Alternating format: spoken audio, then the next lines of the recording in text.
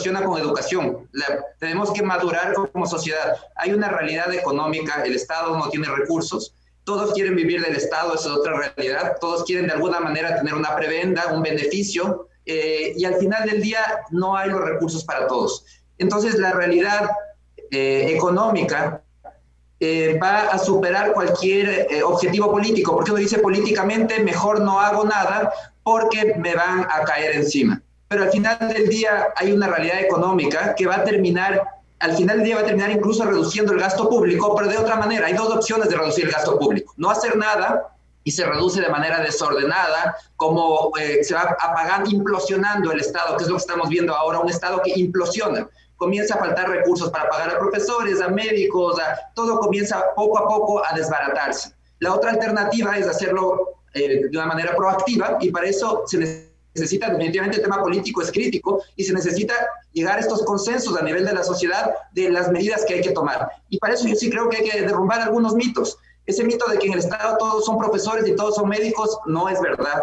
Los egresos de personal en salud y educación son de apenas 55% de la nómina del Estado, otro 13% es la policía, y por otro lado, cuando decimos son egresos de salud y educación, hay que ver cuántos son realmente profesores o cuántos son médicos y cuántos son administrativos. Siempre hay campo para optimizar.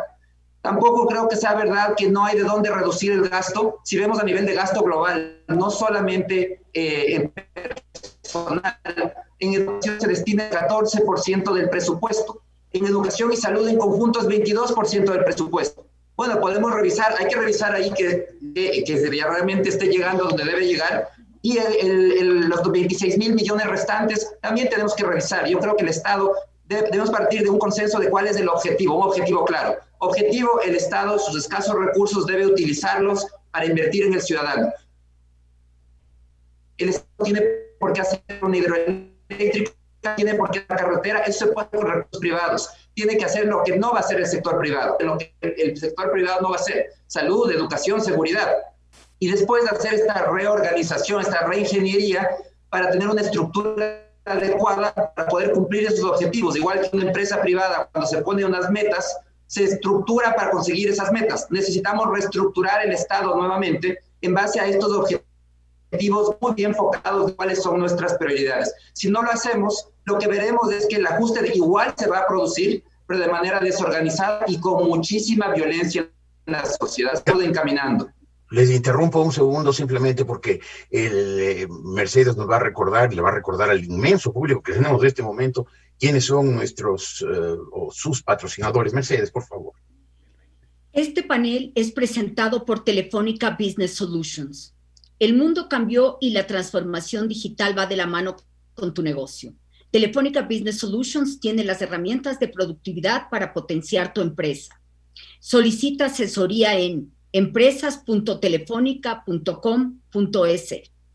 Telefónica Business Solutions, soluciones digitales para poner a un país de pie. Alpha Builders, innovadores, estrategas y creadores de las más rentables oportunidades de inversión inmobiliaria en la zona con más alta plusvalía de Quito, para la nueva generación de inversionistas del futuro. OLX Autos, la plataforma líder en compra y venta de automóviles en Ecuador. Muy pronto podrás comprar un vehículo usado con la misma seguridad, facilidad y confianza de un vehículo nuevo. Hormigones del Valle, 30 años de experiencia a su servicio, que como siempre nos traslada el valioso mensaje de que a la construcción la reactivamos juntos. República del Cacao, visita sus Chocolate Boutiques en Mall El Jardín, Plaza Foch y Escala Shopping, o aprovecha su nuevo servicio de delivery visitando republicadelcacaodelivery.com, que te lleva el chocolate fino de aroma a casa. Banco Pichincha agradece a todos los que se han unido a la causa Sumar Juntos de Banco Pichincha. Banco Pichincha en confianza. Gracias, Jorgito. Muchas gracias, Merce. Ministro, le voy a leer un mensaje de uno de los cientos de espectadores que que están viendo este panel con mucha atención. Dice, señor ministro Martínez, totalmente de acuerdo con la seriedad que se debe tener al momento de pagar las deudas. Como proveedor del Estado, considero que tiene el mismo respeto por la deuda que mantiene con mi empresa y las personas que de mi empresa dependen, y los cientos de empresarios que están quebrando por la falta de responsabilidad que nos muestra hasta el momento. ¿Cuándo nos pagan?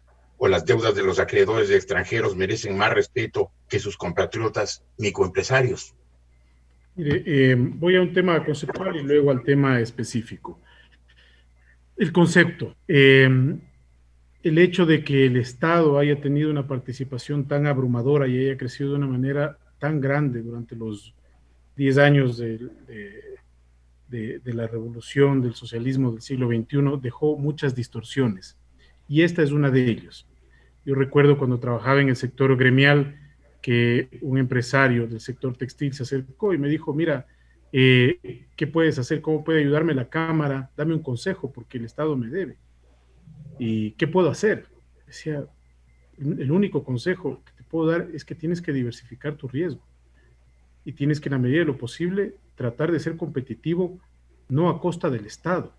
Entonces, ojo, no es la respuesta, señor, estoy haciendo una reflexión de fondo. El sector privado no puede depender del Estado. Entonces, aquí hay un problema estructural que tiene que resolverse, ¿no? Y que el sector privado, ni por la vía de subsidios, ni por la vía... No, esto no está bien. O sea, el sector privado tiene que moverse por su cuenta y riesgo. En el tema concreto, lo que hemos planteado nosotros es, al igual, y no bajo ningún concepto, al señor o señora que preguntaron, que hizo la pregunta, bajo ningún concepto los acreedores externos tienen más valía que un proveedor local. Eso no funciona así, al menos desde mi punto de vista. Pero lo que hay que entender es que hay, digamos, hay opciones para saberse manejar. Los acreedores externos, no nos olvidemos que les estamos dejando de pagar por 5 años de capital, les estamos dejando de pagar 2 años de intereses, 11,000 millones que iban a cobrar en los próximos 5 años no los van a cobrar, les estamos reduciendo a la mitad. Entonces no es que son privilegiados, se hizo un pago, que fue el pago de marzo, pero de allí no hemos pagado un centavo más, o sea, y hemos recibido casi 2,000 millones de dólares. Entonces no simplifiquemos tanto las cosas, no las llevemos al campo del lugar común. Pero por el otro lado, ¿qué digo con esto, Jorge? Que el tema es complejo, el de los proveedores, por supuesto, y nosotros tenemos que ir pagando y tenemos que ir destrabando, vamos priorizando sectores. Todos los días estamos en esto, despachando cientos y miles de pagos de proveedores de insumos, etcétera, etcétera. Pero también hemos hecho planteado una alternativa, que es que varios de esos proveedores, sobre todo los grandes, creo que van a estar interesados, puedan tomar papeles del Estado que sean transables, ¿no? Que sean atractivos, porque si le damos un papel que no es atractivo y que sea voluntario además, ¿sí? No es que te obligo a tomar el papel. Voluntariamente tomas un papel, es atractivo, creamos mercado secundario para los bonos de deuda interna ecuatoriana y con eso se hace un papel líquido. ¿Cuál es digamos, cómo lograr que ese papel sea transable? Pues que puedas cumplir varias obligaciones con el Estado con ese mismo papel, cosa que hoy no está clara y por eso hemos tenido que estamos trabajando en una consulta al procurador para especificar hasta dónde se tiene que trabajar. Encantado de reunirnos con cualquiera de las personas que están comentando de este tema, diseñar planes de pago, hay asociaciones con las que trabajamos para ir organizando esto de la mejor manera. Y en relación al gasto que mencionaba Alberto, yo nuevamente, insisto, creo que hay que empezar a aterrizar un poco más las cosas en los sectores más complejos, que son los sectores donde mayor gasto hay, en protección social, en bienestar. Cierto es que hay todavía una carga administrativa en salud, eso tiene que disminuirse aún más.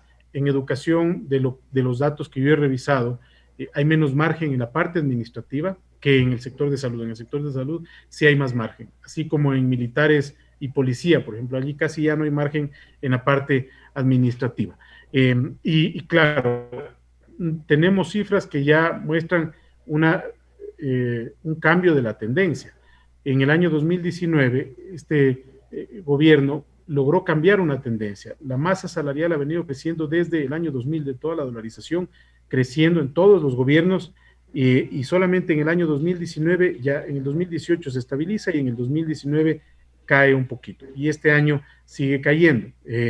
Por ejemplo, el año pasado, hasta la fecha, se había pagado 5.000 millones, tengo las cifras aquí, 5.100 millones prácticamente de gasto en personal, y hoy ya estamos pagando 4.800 y pico. ¿Es suficiente para la magnitud del problema? No, pero también los maestros están trabajando una hora menos, estamos desvinculando personal, se han desvinculado entre el año pasado y más de 40.000 personas. O sea, es el trabajo que se está haciendo, pero va a tomar, yo sí creo que va a tomar tiempo. Incluso si tomas una decisión radical y abrupta, creo que nuevamente hay que procesarla desde el punto de vista político. Yo creo que el gran desafío, Jorge, es dejar atrás el modelo del socialismo del siglo XXI. No ha sido fácil y no va a ser fácil, pero centrarnos en ese modelo desde el punto meramente fiscal me parece que es un error. Creo que el presidente ha tomado decisiones que rebasan también esa salida del modelo desde el punto de vista fiscal. Libertad de expresión, llegada a los socios naturales como Estados Unidos, acercamiento a la Alianza del Pacífico, independencia de poderes, que son temas que, aunque parezca que no, Jorge, en el momento de la imagen internacional que construye el país y de la renegociación de la deuda, suman. Alguien dirá, pero estás loco, ¿qué tiene que ver lo uno con lo otro? Bueno, es la credibilidad que le ha puesto el país, de decir, somos un país serio, abierto al mundo y que queremos esta ruta. En consecuencia, damos una proyección de que estamos caminando por la vía correcta. Y creo que, bueno, de aquí para hasta el 2021, que serán las elecciones, creo que el rol ciudadano es buscar la mayor cantidad de respuestas que no suenen al espejismo, ¿no? O sea, el que venga a ofrecer que va a pagar a los proveedores en 3 meses, que va a solucionar el problema del empleo en un mes, eso no va a suceder. Los desafíos estructurales del país son altos. Ahora, en lo que sí coincido con Alberto es que si alguien entra con un fuerte capital político, tiene que invertirlo rápido. Generalmente los políticos tienden a creer que queman su capital político. Yo lo veo como una inversión, creo que de eso se trata la política, una inversión de capital político para que el país pueda seguir avanzando. Con alto capital político, reformas fuertes durante un año, pero que te permitan reflotar mucho más rápido. Yo soy partidario de eso, pero las limitaciones son las que al final del día están allí, están presentes, y creo que de una u otra manera hemos marcado, al menos desde la política económica del gobierno, una trayectoria. A algunos no les gusta, a otros sí, pero hay una trayectoria en transparencia, hay una trayectoria en materia de subsidios, hay una trayectoria en apertura al mundo, hay una trayectoria en la reducción del gasto público. No desaprovechemos esa trayectoria, que es una trayectoria positiva. Ya discutiremos si está muy corta, muy larga, si es que los desafíos políticos... Claro. Pero la trayectoria está marcada. Pablo, mencionaste que hay que hacer reformas fuertes y rápidas, pero el ministro un poco puso un freno. Dijo, hay consideraciones políticas que hay que tomar en cuenta, que no se pueden descartar por mucho que se quiera. Planteadas así las cosas, con esa premisa, ¿por dónde empezamos? A ver, como señalaba, yo creo que en este momento y para los 12 próximos meses, hasta el cambio, digamos, yo creo que es difícil enfrentar las grandes reformas de las que podemos hablar después. Yo creo que hay que hacer esas 4 cosas fundamentales y que tienen que estar ligadas una con otra. Es decir, resolver el tema del endeudamiento, que es bonos China multilaterales, tener un fondo de crisis que pueda atender con grandes recursos a las familias y a las empresas, no como un remanente de lo que era del presupuesto, sino como primera prioridad. Tercero, para lograr esas dos cosas, se tiene que reducir el gasto del Estado en una serie de cosas, y Alberto ha mencionado varios ejemplos, y se lo tiene que hacer.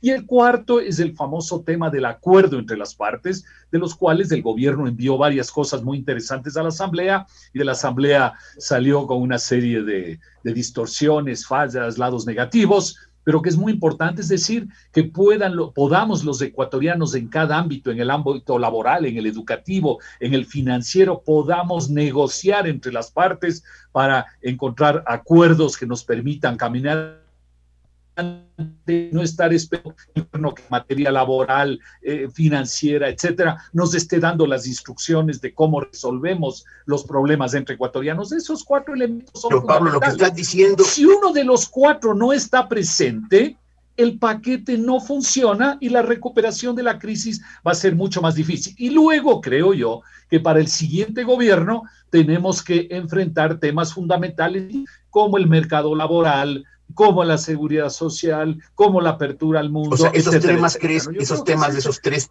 grandes temas, la apertura al mundo, mercado laboral, seguridad social, ¿crees que ni pueden ni deben ser tocados por este gobierno? Yo creo que si logramos hacer las 4 cosas que mencioné inicialmente, estamos en el camino de enfrentar el principal que tenemos hoy, que es la dura crisis que tenemos. Si lográramos resolver todo, sería maravilloso. Pero para empezar tenemos que resolver esos 4 temas, que es deuda, fondo de crisis, reducción del gasto y acuerdo entre las partes. Y si nosotros mismos, y Richard lo está diciendo y nosotros estamos diciendo, hacer esas 4 cosas políticamente es difícil, bueno, ni se diga las otras. Entonces tratemos de hacer bien hecho esas 4 cosas fundamentales. Lo importante aquí es que el Ecuador lo que necesita es un cambio profundo para poder volver a crecer. Ha acumulado grandes desequilibrios durante una bonanza muy mal manejada. Y sí, ahí tenemos todos los desafíos políticos, definitivamente. Tenemos que hacer esos cambios profundos. Y yo creo que yo agrupo los temas profundos que necesita el país, las correcciones en 3. El primero, hay que corregir incentivos, es un tema profundo. En el Ecuador tenemos unos incentivos que castigan la inversión y premian el consumo. ¿A qué me refiero?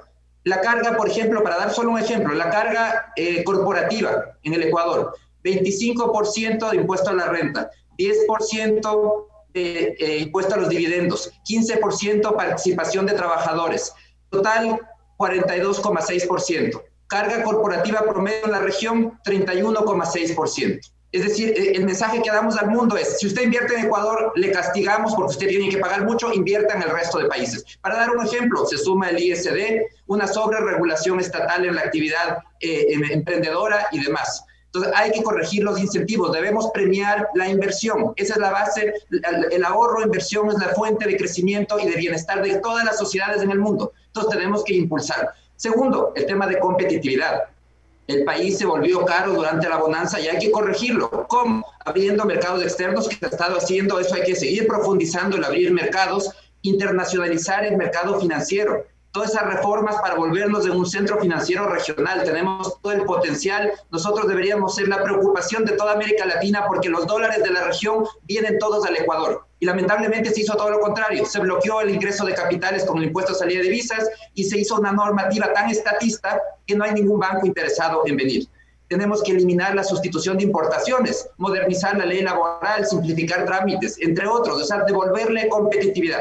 Y el tercer gran tema del que ya hemos hablado es solucionar la crisis fiscal. Las 3 cosas tienen que ir en paralelo, corregir incentivos, competitividad y crisis fiscal. Si solo hacemos una parte o si hacemos tan poco de una o de otra, al final del día no vamos a lograr los resultados. Entonces el desafío, yo creo, y es un desafío, esto va mucho más allá del gobierno actual. Estos son reformas grandes que como sociedad, como ciudadanos debemos entender y exigir a los políticos que puedan llegar a acuerdos al respecto, que entiendan la necesidad de cambiar, que no podemos quedarnos estancados con una economía estancada por 2 décadas y repetir la historia de la bonanza de los 70, primera gran bonanza petrolera, 2 décadas de ajuste económico. Repetimos la historia, segunda gran bonanza petrolera, y vamos por el camino de 2 décadas de estancamiento, nueva generación perdida, migración de todos los jóvenes y nuestros hijos sin oportunidades en este país. Eso tenemos que cambiar como sociedad. Tenemos que llegar a esos acuerdos mínimos y pedir cambios profundos.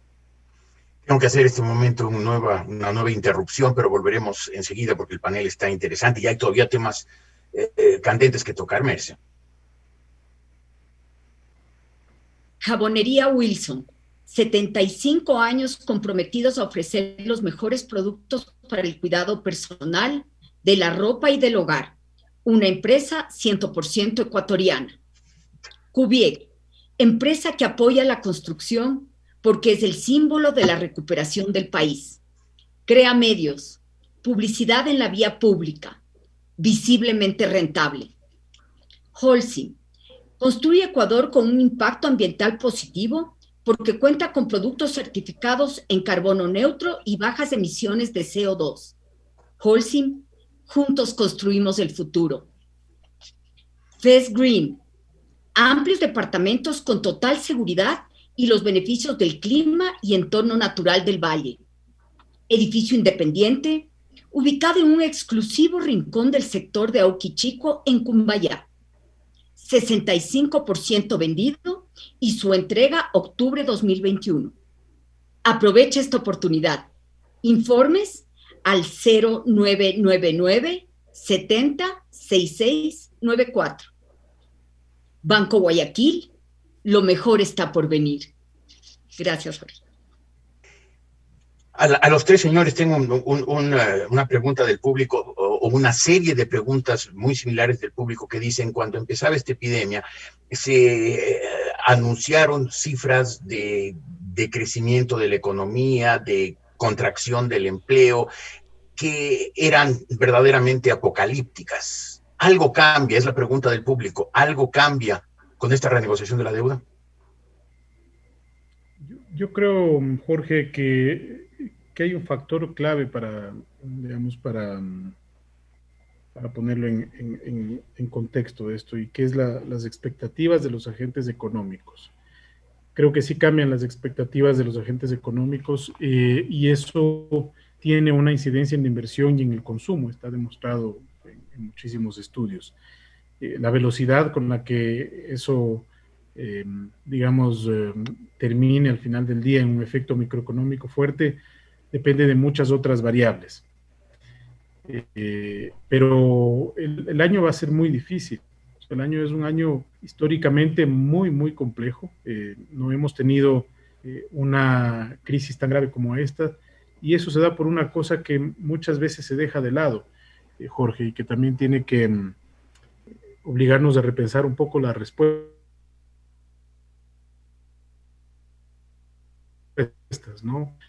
La economía global. No ha habido un shock de oferta como este. Demanda donde yo soy un productor o un exportador y la demanda empieza a caer y mis ventas bajan, digamos, pero sigo vendiendo, vendo menos que antes. Es un shock de demanda que al final del día, en función de que la demanda empiece a recuperar, o puedo trasladar, puedo diversificar, etcétera, etcétera, puedo idearme formas de ampliar mi cartera de clientes, ¿no? Entonces, eso es un tipo de shock. Este shock de oferta es una cosa nunca antes vista. Es decir, se cerró la fábrica, se cerró el comercio, se cerró la hostería, se cerró todo. Un shock de oferta brutal. Y multipliquemos eso por millones de negocios en el mundo y veamos lo que pasó con los países. Tan brutal fue el shock de oferta que los precios, las cotizaciones de los precios del petróleo terminaron en menos $35 en un momento del tiempo. ¿Por qué?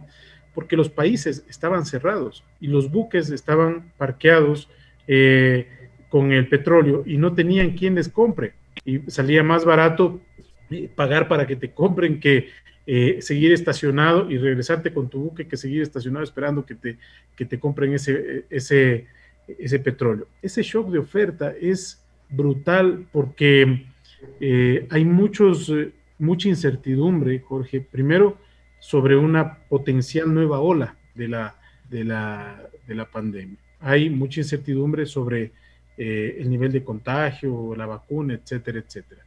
Pero sobre todo, dado que el mundo no ha vivido algo así, los canales los canales de transmisión y la respuesta a esos desafíos es enorme. Voy a poner un ejemplo. En un shock de demanda, si se recupera la capacidad adquisitiva, pues bueno, se recupera la demanda. Este momento la demanda de muchos productos y servicios no tiene ninguna asociación con el ingreso. Usted puede tener en su bolsillo, Jorge, $10,000 que no se va a cenar al mejor restaurante de la ciudad. Por una falta, digamos, no está asociado al ingreso en este momento mucha parte de la demanda, y eso está sucediendo. Entonces, cuando la gente dice, pongamos este impuesto más bajo para tal sector, pues les digo, bueno, lo hacemos, porque el consumo está deprimido, igual no hay sacrificio fiscal, pero la pregunta es si es que eso realmente va a animar la demanda.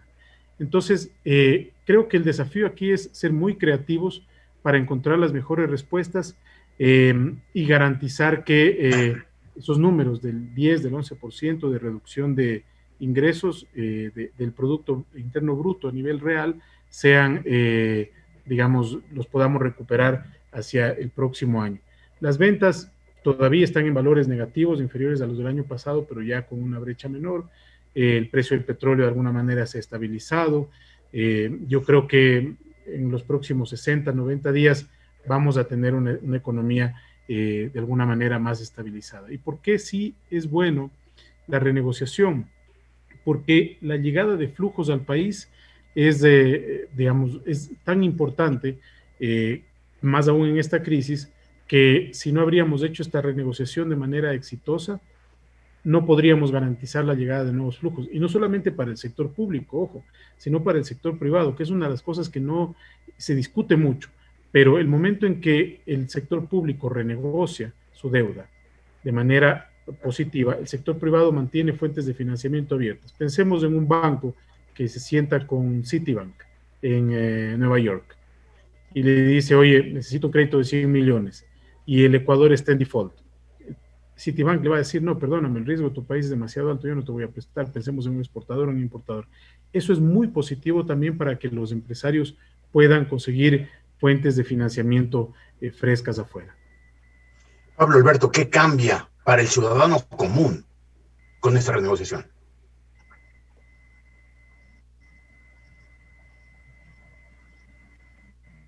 Dale, Alberto.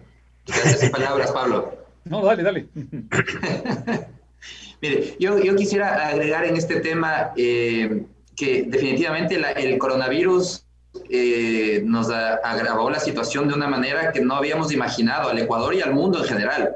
Este ha sido un shock de oferta realmente de gran magnitud, y la recuperación también va a ser lenta, porque las cuarentenas se consumió el capital de trabajo de los emprendedores, de las empresas. Hay muchas de ellas que no van a poder reactivarse, que han tenido que usar ese dinero para poder sobrevivir. Y entonces la recuperación de todo el aparato productivo tomará su tiempo. Esto será un periodo relativamente largo. Pero lo que sí tenemos que estar claros es que incluso antes del coronavirus, o sea, si hubiésemos tenido este seminario en enero o en febrero, pues estaríamos hablando de los mismos desafíos, porque el problema es que el Ecuador ya venía arrastrando de todos estos desequilibrios de la bonanza, de problemas de competitividad, un tipo de cambio real sobrevalorado, una crisis fiscal que sigue y sigue todavía creciendo mientras no se reduzca el gasto corriente de manera significativa. La renegociación definitivamente es una noticia excelente y muy positiva, da optimismo de que se pueden hacer las cosas bien, de que se puede ser responsable, pero si no corregimos el gasto público, al final del día solo es patear el problema para adelante, posponer una crisis de la deuda unos pocos años más, porque estamos todavía con un nivel de gasto que supera los ingresos, muy agravado por el coronavirus. Definitivamente para este año inicialmente se necesitaban $13.500 millones de financiamiento. Con la renegociación se reduce esto en $1.500 millones, es decir, tenemos alrededor de $12.000 millones de faltante. Y una parte importante es producto del coronavirus. Eso se va a solucionar cuando las cuarentenas hayan desaparecido. Pero seguimos todavía con una necesidad de financiamiento ya independientemente del coronavirus, un hueco fiscal, una brecha que supera los $9.000 millones, 9% del PIB. Eso es insostenible para cualquier estado. Entonces, aquí hay que estar muy claros. Todo se agravó con el coronavirus, pero antes del coronavirus tenemos una enfermedad grave en la economía ecuatoriana que debemos enfrentarla. Entonces, mi mensaje aquí es para los ciudadanos que debemos entender la necesidad de reformas y de correctivos. Esto no es un resfrío que pasa solo a los 7 días y que solo hay que esperar. Esto de aquí, mientras no tomemos medidas, podemos tomar medidas de ahora, en 5 años, en 7 años, 10 años, esperar 2 décadas para poder poner en orden la economía. Mientras tanto, tenemos una economía con graves problemas, estancada, que no genera bienestar, y por eso es que es tan importante entender que hay que acelerar los correctivos que requiere la economía y respaldar esos correctivos. Pablo. Sí, sin duda ayuda. Hay que estar conscientes que parte de las cosas que hacemos en el país, que es reducir gastos, redireccionar gastos, eventualmente cobrar impuestos adicionales o no, todo eso es pasar el dinero de un bolsillo a otro. Pero nosotros necesitamos recursos externos porque hemos perdido dólares del petróleo, de las remesas, del turismo, etcétera, etcétera, etcétera, ¿no? Entonces necesitamos dólares. Y siendo realistas, en este momento, la única manera de recibir esos dólares es a través del endeudamiento, es decir, renegociando y consiguiendo nuevos recursos. Y para conseguir esos nuevos recursos, el paso que se ha dado de la renegociación de los bonos es indispensable para ir abriendo las otras puertas. Entonces hay que estar conscientes de las dos cosas.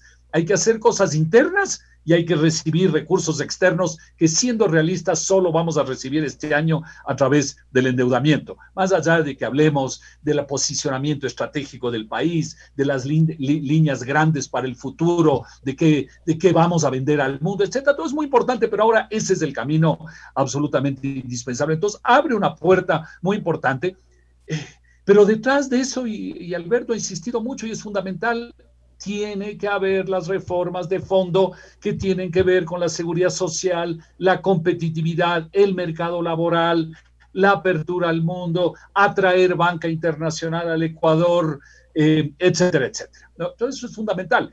Y todos creo que tenemos que estar conscientes que traíamos esa crisis, con la pandemia se ha agravado, y en todas partes del mundo, incluso en países más con estructuras más sólidas que el Ecuador, se está hablando que volver al nivel anterior a la pandemia se va a dar entre el año 2021 y 2022, no en el 2020, no en el 2021, sino del 21 hacia el 22. Y entonces el Ecuador obviamente tiene que hacer muchas cosas para tratar de recuperar el nivel anterior recién hacia el 2021 o 2022, y que eso no se vaya al 2022 o el 2023 o el 2024. Es decir, yo creo, insisto, que hoy tenemos que hacer 4 cosas fundamentales y luego tenemos que atacar las otras cosas de fondo. Deberíamos poder hacer todo al mismo tiempo, pero no lo vamos a poder hacer en el Ecuador real, en el Ecuador político, en el Ecuador en el que vivimos. Así que al menos hagamos las cosas fundamentales que nos permiten ir caminando, y luego hacer las grandes reformas. Pero obviamente luego no quiere decir de aquí a 20 años, el luego quiere decir arrancar en el año 2021. Pero Alberto en su primera exposición dijo: esto hay que hacerlo como sociedad, y esto después lo resaltó el ministro, que había dicho como sociedad. Sin embargo, vimos, y el ministro dio el ejemplo de lo que pasó con la eliminación del subsidio al consumo de combustibles, cuando el gobierno finalmente, con los errores, con las deficiencias, con las insuficiencias que pudo haber cometido en esa medida, pero cuando finalmente el gobierno tomó esa decisión, la sociedad se quedó pasiva, y mucha gente que debería haber apoyado, que debió haber levantado su voz, se quedó callado, y eso permitió que hubieran los tumultos que hubo. Y además que hubo incluso un intento de golpe de Estado que estuvo a punto de terminar la estabilidad política de este país y garantizar la impunidad de los prófugos. Es decir, la sociedad como que en el Ecuador no reacciona y se queja. Somos muy buenos para quejarnos y empezamos los periodistas por serlo así, pero apoyar no apoyamos. Yo creo que aquí hay un tema muy importante que nuevamente se centra en los valores de una sociedad. Y es que, digamos, todo lo que merece la pena para todos los que están en este panel ha sido conseguido con esfuerzo. Familia, empresa, trabajo, educación, absolutamente todo necesita esfuerzo. Y eso también la sociedad ecuatoriana tiene que asimilar. Si no asimila la realidad que vivimos, no va a estar dispuesta al cambio. Entonces, es que el gobierno tiene que hacer. es que la asamblea, ¿por qué no hacen? ¿Por qué no les bajan los sueldos a los asambleístas?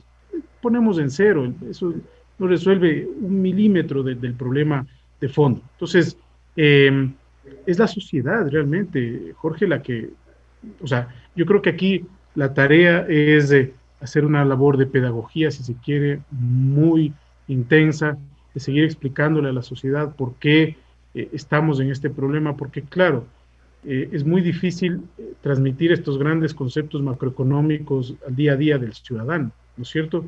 Pero en la parte fiscal, al menos, esto no es muy diferente. Es decir, pensemos en un negocio pequeño que tuvo que cerrarse. Nosotros también tuvimos un cierre del precio del petróleo, de nuestro principal producto, tuvimos un cierre de las ventas que no nos daba IVA como Estado. Nos tocó, igual que los ecuatorianos, ir al banco a renegociar la deuda. Estamos con atrasos, igual que muchos de los ecuatorianos, pero al final del día hay que regresar a ver, y yo en esto sí coincido tanto con Pablo como con Alberto, de que el proceso de optimización del Estado tiene que continuar, eso es inevitable. Que tiene limitaciones políticas, creo que las tiene, y esa creo que es la discusión, Jorge, porque Pablo está de acuerdo que hay que reducir el tamaño del Estado, yo también estoy de acuerdo, Alberto también está de acuerdo. Bueno, pues vamos ya a la discusión de cómo materializar esa reducción del tamaño del Estado. Fíjese que este momento tenemos el mismo nivel de masa salarial que el año 2016. 2016, ese es el esfuerzo que ha hecho este gobierno. O sea, tomamos 2016, 2017, 2018 todavía siguió creciendo y empezamos a bajar y ahora estamos 2016. ¿Falta? Sí, falta por hacer. Pero yo creo que la trayectoria es positiva. Y allí creo que también el desafío nuestro, a veces los macroeconomistas estamos mucho en la parte fiscal o monetaria o externa, hay que regresar a ver los desafíos del día a día de la sociedad, Jorge, porque un desafío es el empleo, por supuesto, pero el otro desafío también es la educación de la persona que no tiene acceso a este momento. Y la salud. Ministro, usted mencionó al paso el tema del IVA y una persona del público dice, Colombia ha reducido varios días del IVA al 0% y España al 4%. ¿El gobierno ecuatoriano no ha considerado la posibilidad de hacer algo parecido? Sí la consideramos, Jorge, sobre la base de la experiencia colombiana, pero lamentablemente el marco jurídico no nos dio, porque Colombia aprobó hace un par de años, 2 años, una ley que establece esto, que dice que el gobierno podrá escoger, cuando considere conveniente vía decreto, la reducción del IVA durante 3 días. México también tiene un programa un poco parecido. Yo no soy muy partidario de esas cosas porque creo que lo único que haces es adelantar un poco de consumo, pero al final del día el efecto, digamos, consumes lo que ibas a consumir más adelante, ¿no? Eso es bueno momentáneamente, pero igual lo consideramos como una medida posible de generar un poquito de alivio, de expectativa, etcétera. Y para eso se necesita tener un marco legal, no se lo puede hacer por vía decreto. Yo sí quisiera agregar algo, disculpa Alberto. Es que más allá de los grandes temas macro, yo creo que hay una cosa que se tiene que entender en el Estado, y eso no es un tema político, eso no es un tema de dinero, se tiene que entender que el Estado nunca, y peor en estos momentos, puede ser un freno a la actividad de la gente. Entonces hay que identificar la cantidad de trámites inútiles que hay para decirle al funcionario público, señor, usted en este momento no le puede estar molestando a la familia, a las empresas con todo eso. Simplemente vean ustedes cuántos juicios coactivos siguen en el Ecuador, que es contra las familias o las empresas, ¿no? Y que le están entorpeciendo en una situación muy difícil. La Superintendencia de Compañías te exige con multa que hasta el mes de junio o julio tenías que presentar los estados financieros del año 2019, lo cual es un trámite absolutamente inútil que no le aporta nada a nadie. Sin embargo, tenías que hacerlo y si no lo hacías tenías una multa, ¿no? Entonces yo creo que ese es un tema práctico que el Estado tiene que manejar y decir a su gente, vean, Hoy solo tenemos que hacer las cosas útiles que ayudan a la gente y no las inútiles que entorpecen. Ese es un tema fundamental que no tiene nada que ver ni con el dinero ni con la política. Y eso se puede identificar decenas de situaciones que afectan a la gente todos los días. Y yo creo que ese es un tema fundamental porque lamentablemente el Estado que tenemos en este momento, ese Estado que gasta más de lo que tiene, que se endeuda agresivamente, se ha transformado en un lastre para la sociedad. Es un lastre pesado de cargar. Y en este momento está sucediendo ya un tema muy grave, que es el Estado es el gran consumidor del escaso ahorro interno. Al pagar a los proveedores, está compitiendo con las colocaciones de obligaciones que hacen las empresas para tratar de financiarse. Ya no hay quien compre papeles privados porque el Estado es el gran demandante del ahorro interno. Entonces ya vemos cómo el Estado comienza a no solamente a detener, a dañar la actividad productiva porque se consumen los recursos que la actividad privada necesita, mucho más en una recuperación. Entonces, en este momento, ese exceso de gasto está demorando la recuperación después de la pandemia. Por otro lado, hay algunos riesgos importantes, por ejemplo, el pago con bonos, que ahora es un monto insignificante realmente si le vemos en agregados macro. Pero el día de mañana este mecanismo, hay todos los incentivos para quien llegue a Carondelet el próximo año quiera seguirlo usando y que sigamos tratando de evitar el problema, ya no imprimiendo billetes porque ya esa máquina de billetes desapareció, pero se ha encontrado otra máquina igual de útil que es la de imprimir deuda. Al final del día son sustitutos del dinero que hay que tener cuidado en su uso. Es un camino, yo creo, que no se debe recorrer y que además ni siquiera el SRI está aceptando en este momento esos papeles, de tal manera que se va a forzar a que se usen para transar, porque ¿quién va a tener el músculo financiero para quedarse con un papel por 10 años, por 7 años, por 5 años, ni siquiera por un año? Al final del día esos papeles van a usar para intercambiarlos por bienes con un fuerte descuento. Entonces, debatamos este punto, perdón, para ponerle también un poquito de picante a la conversación. ¿Queremos o no queremos bonos? Porque te quejas de que los emitamos, pero te quejas de que no los acepte el SDI.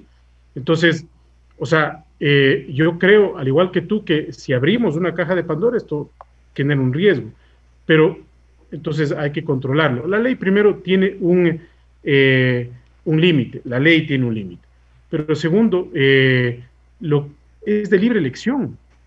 O sea, es que es de libre elección, es que es un tema material, Alberto, y yo encuentro una contradicción en lo que tú dices, porque dices, le quitamos recursos del sector privado. Oye, el sector privado en libre elección puede tomar esos bonos. Justamente... Los que invierten en bolsa de valores o los que titularizan y logran más financiamiento del sector privado por la vía de bolsa de valores, o los que en este caso escogen.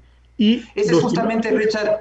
Perdón, pero los que no quieren bonos, o sea, toca esperar un poco más. Sí, ¿nos gusta eso? No nos gusta, pero es la realidad. Lo que decimos es, tienes un instrumento mediante el cual podemos acordar. Entonces, dices, te debo 10 millones, perfecto. Tanto te voy a dar en efectivo, tanto en CETES y tanto en bonos. ¿Qué hago con esos bonos? Esos bonos tienen que servir como un instrumento de pago para ciertas cosas. Hay empresas que nos han dicho, quiero pagar el IVA con eso. El IVA, si lo paga el consumidor y tú lo trasladas al SRI, es un impuesto indirecto. Si es para pagar un impuesto directo como el impuesto de la renta, perfecto, bienvenido. Y el papel empieza a tener transaccionalidad. Y yo creo que en este momento, si es que eso genera apetito, no tiene, digamos, nos va a permitir aliviar una situación. Yo sí creo que debemos, digamos, tratar de encontrar soluciones, porque de lo contrario es esperar sentados a que llegue la plata o esperar que el proceso de optimización del Estado termine de hacerse. O sea, es una crisis que tiene múltiples aristas y el proveedor que no quiere bonos no está obligado a tomar esos papeles. Richard, yo creo que has definido muy bien el tema. Yo creo que hemos abierto una caja de Pandora que en este momento es un monto pequeño. Este momento no pasa nada, pero el día de mañana, si no se corrige la crisis fiscal, y que es lo que yo me temo que va a suceder porque las fuerzas políticas van a bloquear cualquier corrección fiscal, se va a usar intensivamente, justamente porque es un mecanismo voluntario. A un proveedor que no se le ha pagado desde hace un año, evidentemente le dices, sigue esperando otro año más o recibe bonos y te va a rogar que le pagues con bonos. Entonces, el problema son los incentivos de este mecanismo. Los proveedores van a querer los bonos y el Estado, no digo este gobierno, para de esa manera poder solucionando, entre comillas, el problema fiscal, cuando la real solución viene por el lado de corregir la crisis fiscal, el exceso de gasto, que vemos que no hay consenso en la sociedad ni reconocimiento del problema en la sociedad. Entonces yo sí veo con preocupación que estos papeles terminen creciendo. Blanco negro, pues digamos, o sea, yo creo que justo hacia allá va mi reflexión. Yo no estoy diciendo que no hay que corregir el problema fiscal, pero creo que las circunstancias te obligan a transitar por los dos caminos para corregir el gasto del Estado. O sea, tienes una bomba de tiempo que desactivar y por el otro lado tienes que seguir optimizando el gasto del Estado, tienes que reducirlo, eso es inevitable. O sea, eso no, materialmente no va a haber forma. Aunque alguien quiera, Alberto, tú sabes que si alguien quiere después expandir el gasto, ¿dónde va a conseguir financiamiento? No puede hacerlo.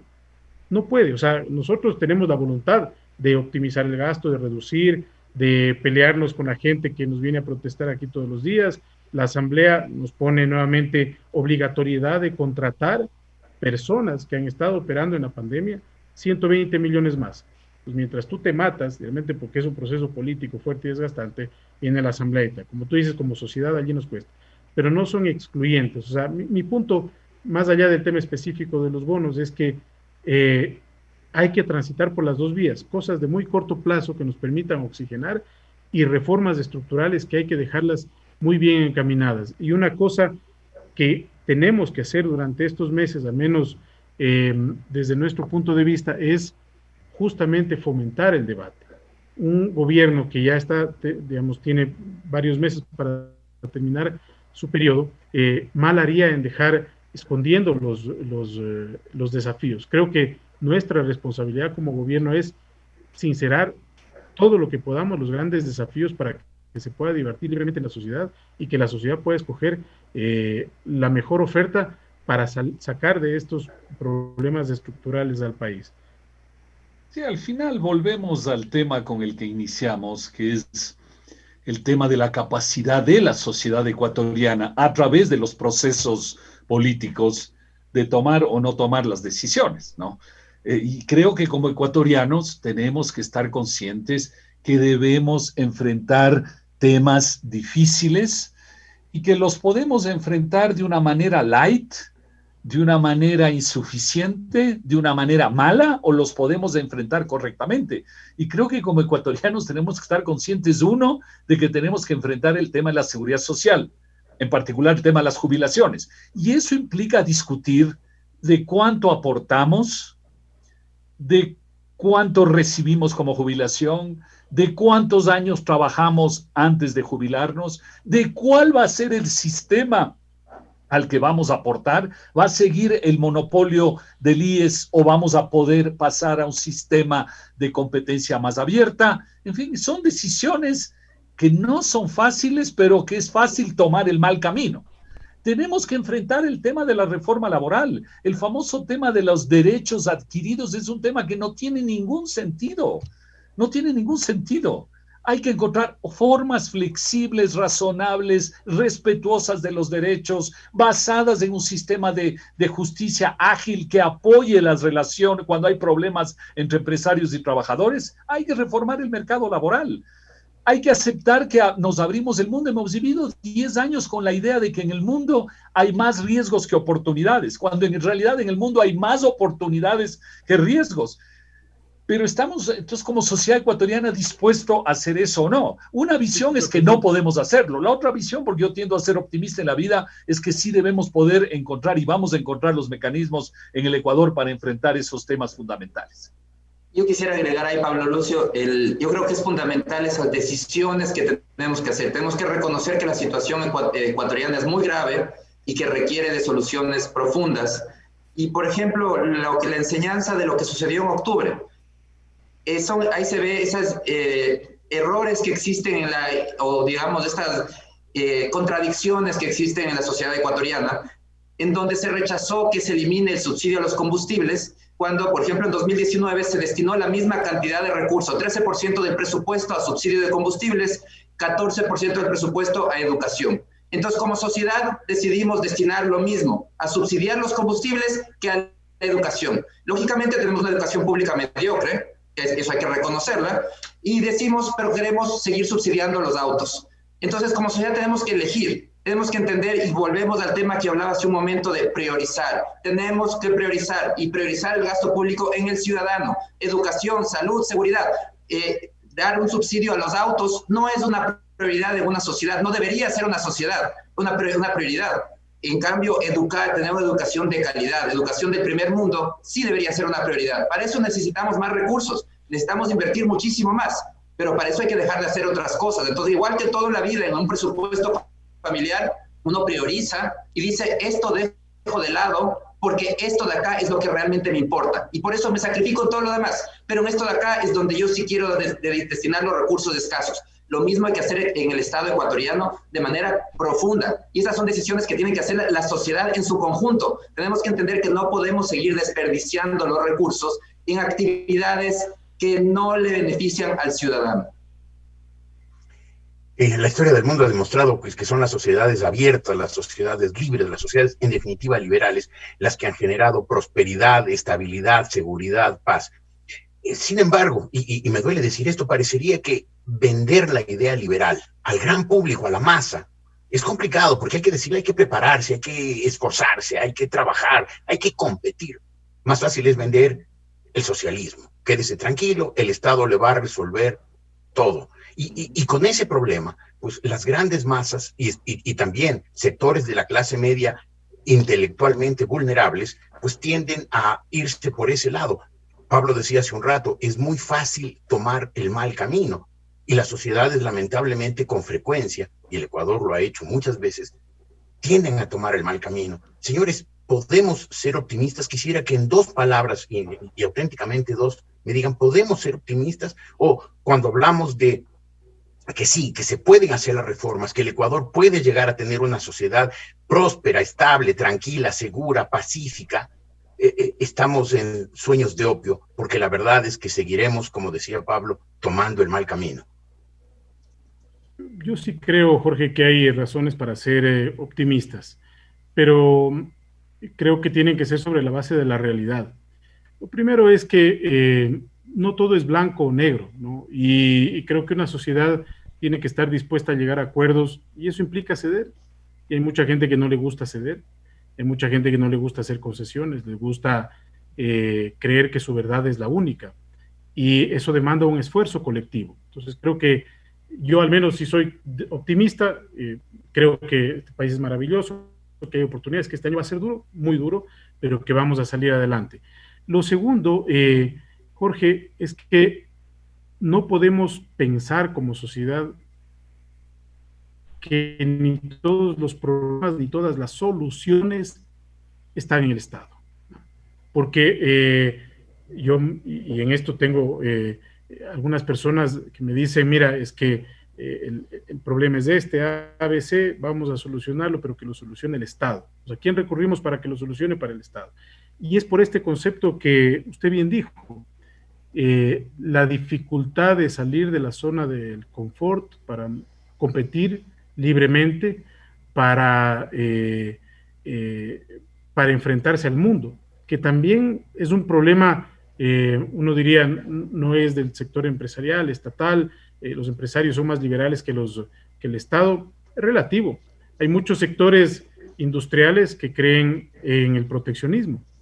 Yo creo que hay que abrir, es doloroso, sí, es costoso, sí, pero es la única forma. Entonces, cuando tienes esos bloqueos, es cuando la sociedad más difícil se le hace salir. Y claro, pues digamos, el populismo, la demagogia, allí encuentran caldo de cultivo extraordinario para venir con la varita mágica a solucionar. Entonces, yo sí soy optimista, Jorge, creo que tenemos razones, creo que lo de la deuda nos deja una gran lección positiva, veamos hacia adelante, va a estar duro el año, pero vamos a salir, hay gente extraordinaria en este país, hay recursos enormes, y sobre todo creo que la voluntad de que podamos encontrar consensos va a ser la que al final del día nos lleve hacia un futuro más próspero. Alberto. Yo creo que tenemos que confiar en el ser humano, en las capacidades, en la razón. Yo creo que hay que ser optimistas, así nos cueste a veces, pero hay que tratar de ser optimistas.